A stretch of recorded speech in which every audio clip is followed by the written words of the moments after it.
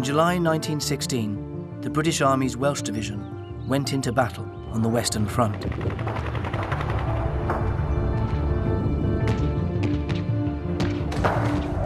At Mametz Wood, over 1,000 men lost their lives.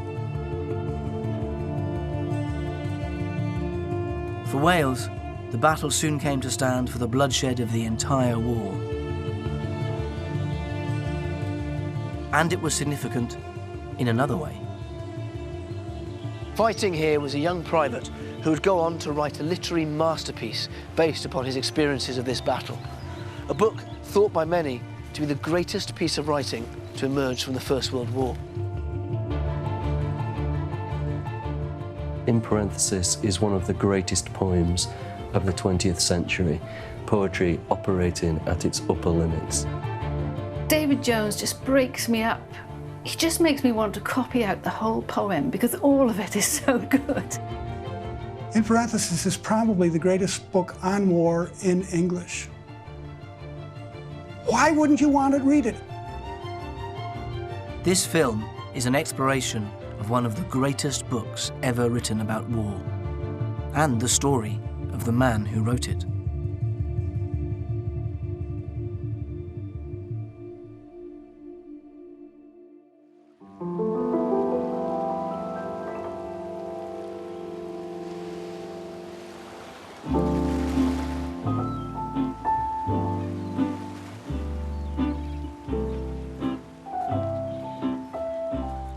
It's a long way from the mud and horror of the Somme to an English seaside resort.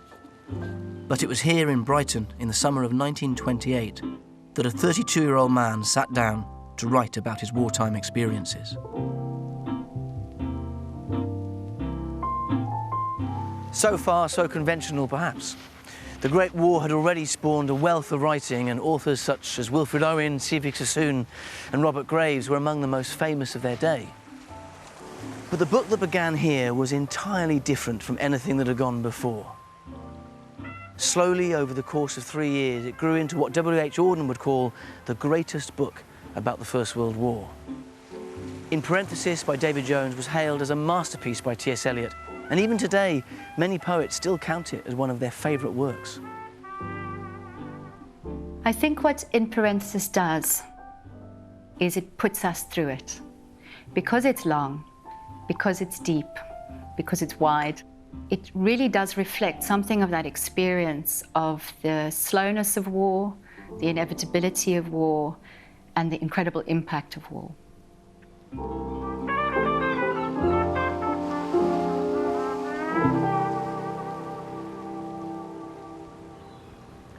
So what is it about In Parenthesis that is so thrilling? And if it is so brilliant, then why have so few people ever read it or even heard of it? Well, for a start, on first opening the book, it isn't entirely clear what you are reading. Is this an epic 200-page poem, a lyrical novel, or a work of stream of consciousness reportage? The answer, I'd say, is all of the above and more, which is why I'm sure so many first readers are put so far out of their comfort zone. It's an entirely unique piece of writing, densely layered and deeply elusive. At its heart, though, the 7 parts of In Parenthesis tell a surprisingly simple, often funny and haunting story of one young man's journey into war in 1915 and 1916. It's that story I'll be following in this film, the same story in many ways as that of David Jones himself.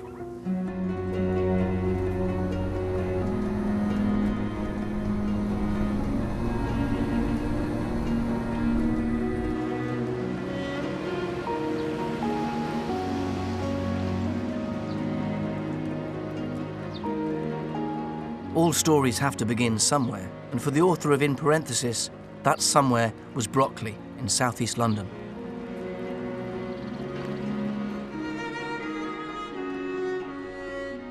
Walter David Jones was born in 1895 into a lower middle-class family of 5. His mother, Alice, was the daughter of a Rotherhithe mask-maker. His father, John, was from North Wales, a printer by trade and a lay preacher. It began with listening to his father singing in Welsh. David Jones wasn't really a Welshman, but he loved Wales. His favorite childhood heroes were Owen Glendower and Admiral Nelson, so it split Welsh-English 50-50. His earliest experience of war was when he was 5 years old. He was taking a nap in the cot beside his mother's bed, and he heard the sound of bugles and the clatter of hoofs, and he lifted up the Venetian blind and saw cavalrymen riding. His mother had tucked him back into his cot, and he said, "Who are they?" And she said, "Never mind, you'll know soon enough."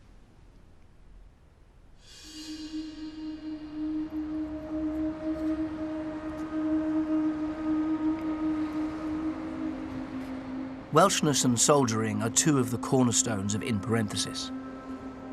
But it was another interest that determined the course of David Jones's early life. At the age of 14, he enrolled at Camberwell Art School. David Jones began drawing at a very early age, 6 or 7. Some amazing drawings of animals, a bear performing in the streets, the lion, which he saw at London Zoo, a wolf in the snow, which has a very strong atmosphere. It has a sort of symbolic force, which is amazing in the drawing of a 7 or 8-year-old.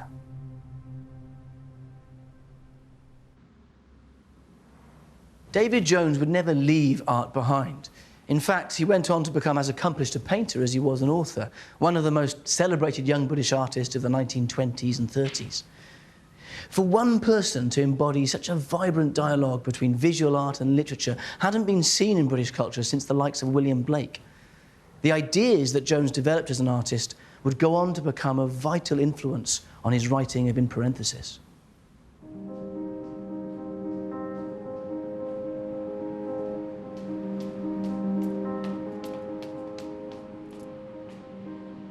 Back in 1914, however, David Jones's direction in life was much less clear.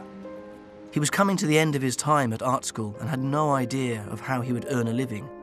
So the outbreak of war with Germany presented a golden opportunity. David Jones's route to battle began almost comically. He tried to join the cavalry, but had to admit that he'd never ridden a horse. Eventually, in January 1915, he made it into the newly formed 15th Battalion of the Royal Welsh Fusiliers, the London Welsh. Training lasted most of the year, until finally, in the winter of 1915, it was time to depart for France. As David Jones and his comrades assembled on a parade ground, they could have no idea of the horror they would face just a few months later. One of the bloodiest battles of the entire Somme offensive. It's this moment of departure that David Jones chooses to open In Parenthesis. It's a book that at every turn echoes its author's own experiences of war.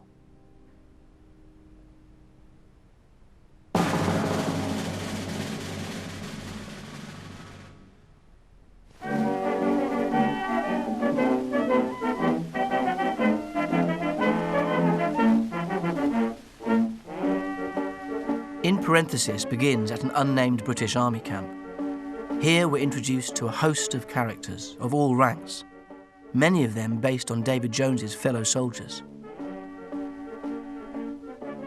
There's Major Lillywhite, described here very simply as that shit, Mr. Jenkins, the lieutenant, and the Welsh Lance Corporal, Aneurin Lewis.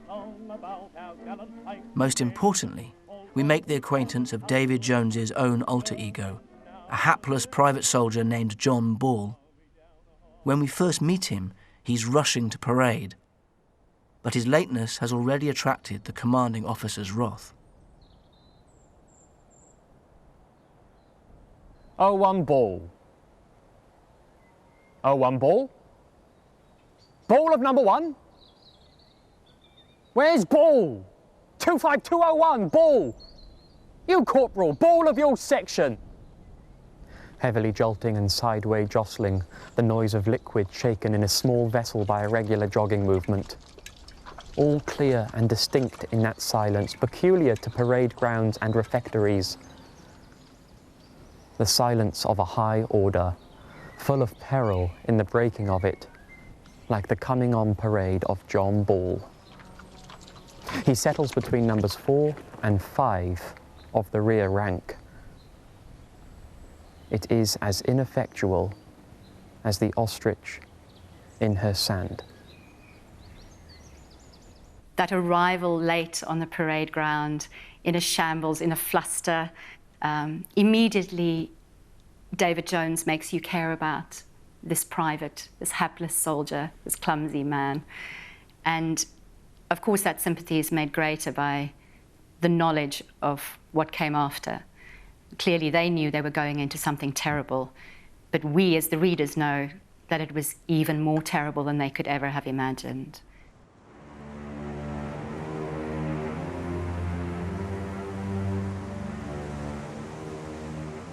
The soldiers of In Parenthesis leave their camp and embark on a long, wet march to an unnamed port. Here, John Ball and his comrades board a ship, bound for France, war, and the unknown.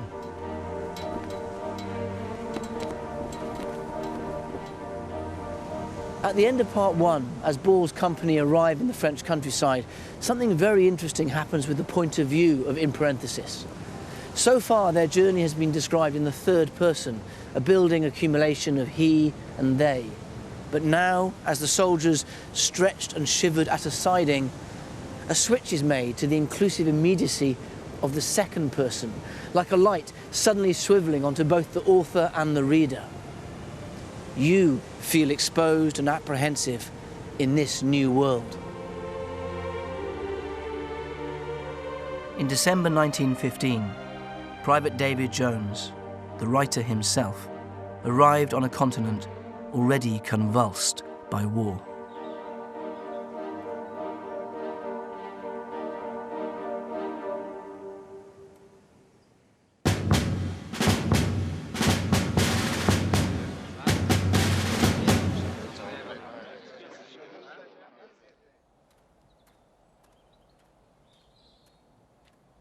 As it turned out, David Jones and his fellow soldiers weren't to see immediate action. Instead, they were billeted in farm buildings, several miles from the front line. When the 38th Division arrived in France, they were still undertrained, there's no doubt about that. Very few of them had handled a rifle that actually worked, very few of them had fired more than 8 rounds of live ammunition, very few had thrown a Mills bomb, hand grenade in any sort of meaningful way. So the need for extra training once they arrived in France was very, very important. And it would have been learning on the job to a certain extent. This is where In Parenthesis picks up the story. In a place of scattered farms and the tranquility of fields, in a rest area many miles this side of the trench system, a place unmolested and untouched so far by the actual shock of men fighting.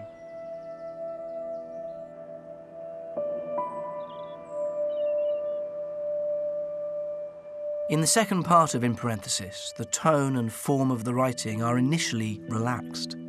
The soldiers are given lectures in barns, shown the very latest military equipment. The war is still an adventure here, and there's a pleasure in being part of a company of men.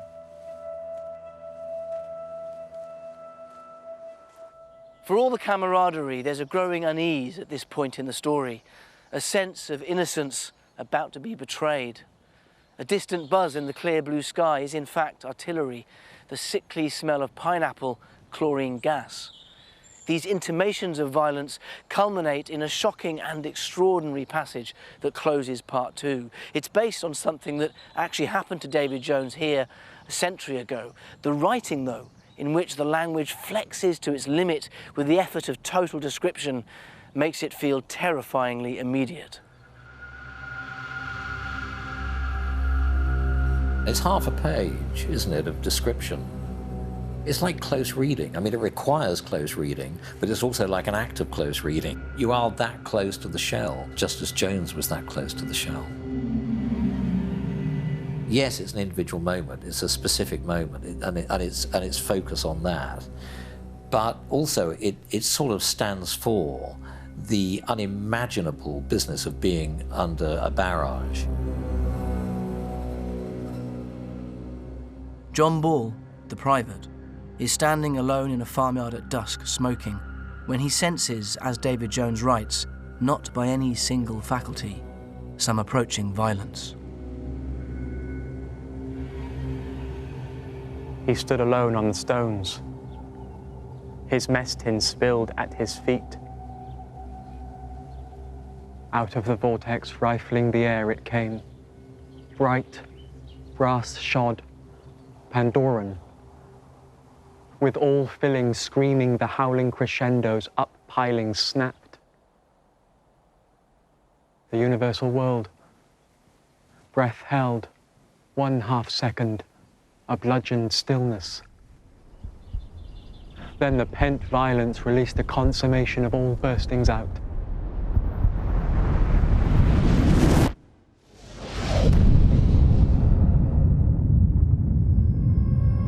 All sudden uprendings and rivings through, all taking out events, all barrier breaking, all unmaking. Nitric begetting, the dissolving and splitting of solid things. John Ball picked up his mess tin and hurried within, ashen, huddled, waited in the dismal straw.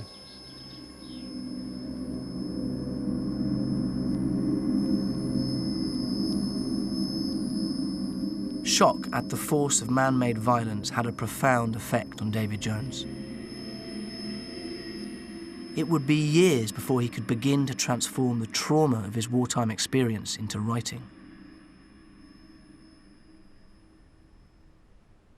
What he did during those years gave him the skills and ideas that he needed to write in Parenthesis. And this post-war process began with David Jones discovering himself as a maker.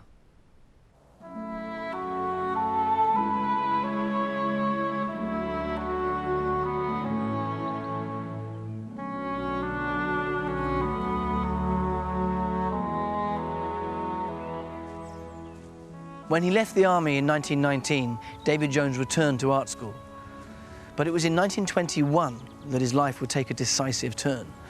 On a cold January day, he travelled to Ditchling, a small village in the South Downs of Sussex, where he met a man who was to become a crucial artistic and spiritual mentor. Eric Gill was a charismatic and idiosyncratic sculptor and thinker. In the still remote village, he was gathering around himself a group of like-minded craftsmen, a community of people who would make things with their hands.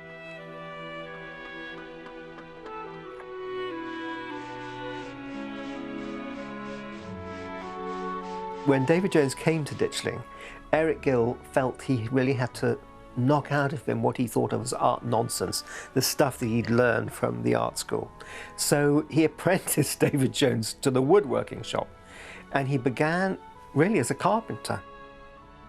And wood engraving was something that became more and more important. He would literally go deeper and deeper and deeper, and suddenly it would be a bear or become a Madonna.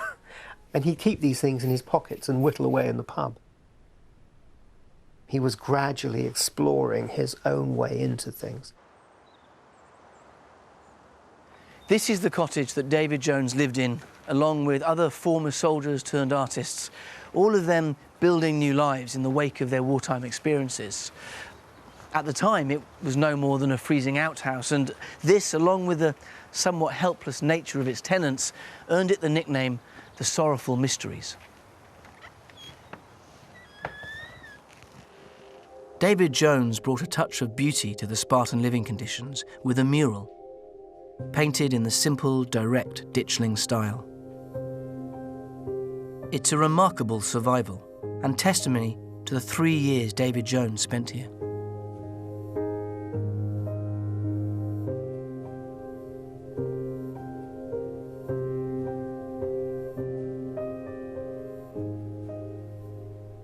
Maybe the most important thing that did remain with David Jones from his time at Ditchling was a feel and a respect for the lovingly crafted object, the best kind of meeting between the man-made and natural worlds. He'd always loved the Welsh bards describing themselves as carpenters of song, so perhaps it's little surprise that he would later talk about the writing of In Parenthesis as an attempt to make a shape in words.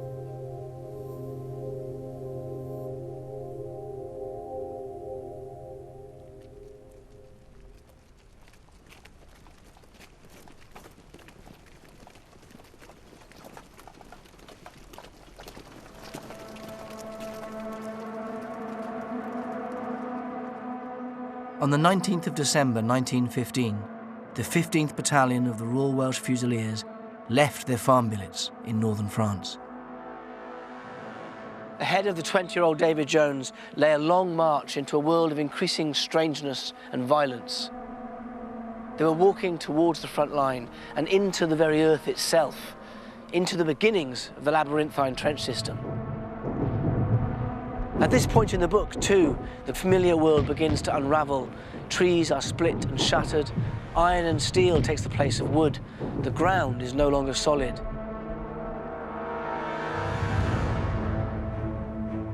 Mr. Jenkins watched them file through, himself following like Western Hill shepherd, and they themselves playing the actor to their jackets on sheep walks lateral restricting between the lopped colonnade.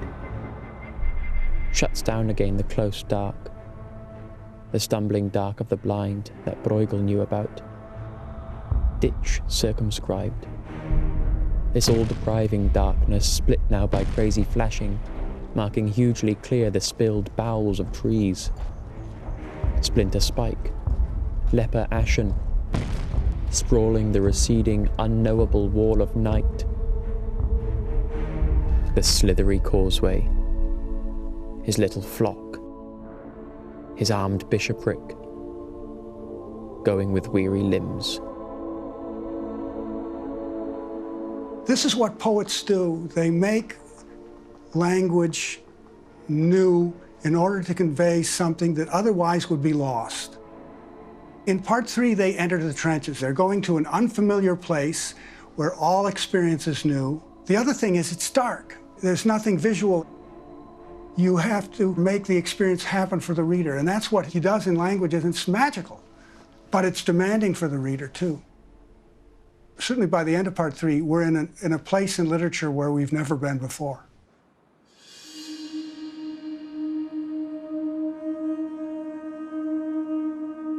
The bewildered soldiers finally reach the frontline trench, where John Ball, ever the unfortunate, is put on night sentry duty.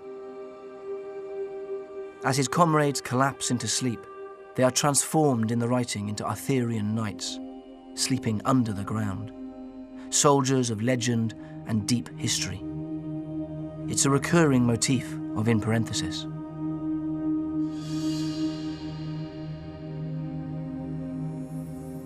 David Jones wants to stress the continuity between past and present.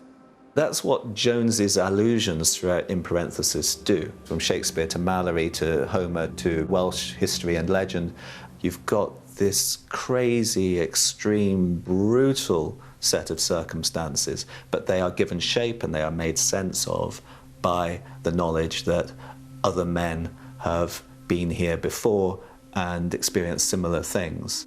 It's archetypal. People have done it before and no doubt will do it again.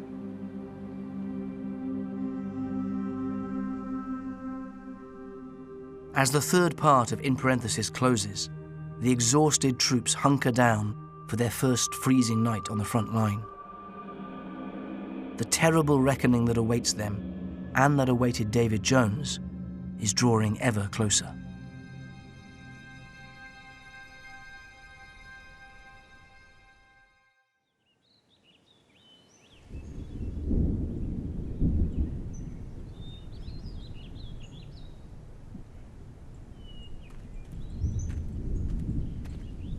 Six years after the end of the war, David Jones was ready to take the next step on the personal and artistic journey towards the writing of In Parenthesis.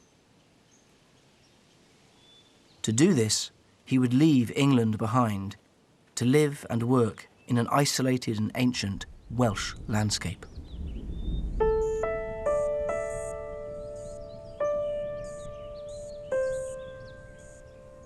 Capel y Ffin is a tiny hamlet nestled in a valley on the Welsh borders near Abergavenny. It was here that Eric Gill had set up his latest commune in a former monastery, a place of beauty, hardship and dedication. It's a timeless setting that would go on to haunt the work of David Jones for the rest of his life.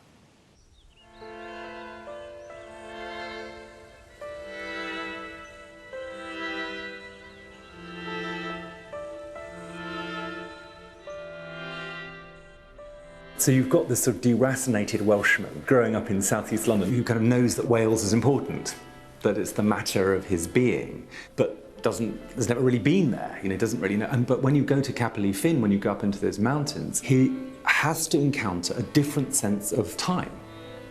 This is old Wales. This is the Wales of Arthur.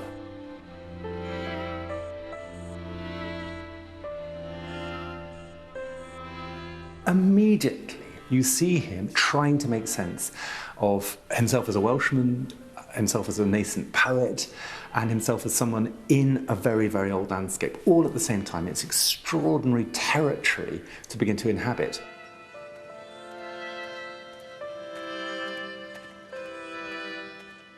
When the time came to write In Parenthesis, David Jones drew on the ancient history and stories of Wales to give his book shape and meaning. Each part of In Parenthesis is introduced by a little quotation from the earliest Welsh poem called the Gododdin. This is a tale of a terrible military defeat, and the conceit of the poem is that only the poet survived to tell the tale. The relevance is heartbreaking because here he is, a survivor of the First World War, who's come home and is writing a poem about it. He's showing right at the very beginning that he is not going to shut his mind to history and the brutality of it. And in fact, that's where his muse is coming from, is the memory of total defeat.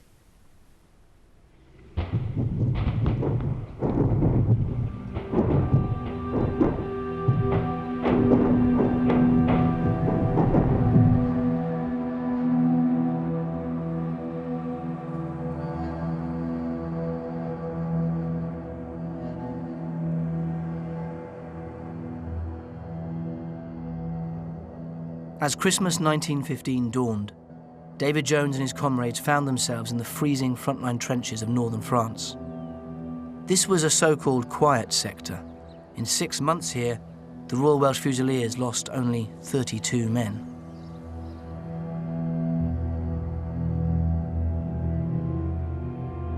The tense state